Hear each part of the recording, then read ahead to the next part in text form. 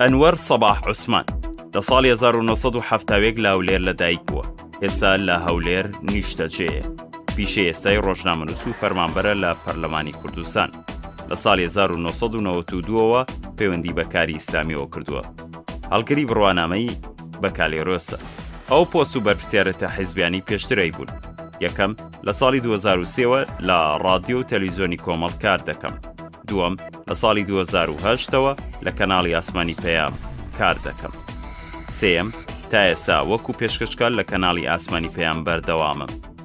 ئەو خول و ڕایەنانانەی کە بەشداری تێدا کردووە. یەکەم زیاتر لە 30 خولی جۆرا و جۆر لە بوارەکانی ڕۆژنامەنووسی و پەرەبێدانی مرۆیی لەوانە TOT و NLP.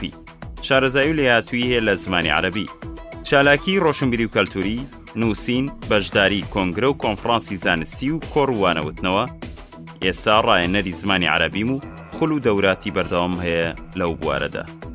پەیامی پاڵێوراو بۆ دەنگدەران. دەبێت داهاتی خەڵکی کوردستان بۆ تەواوی خەڵک بێت، نەوەک بۆ دوو بنەماڵە.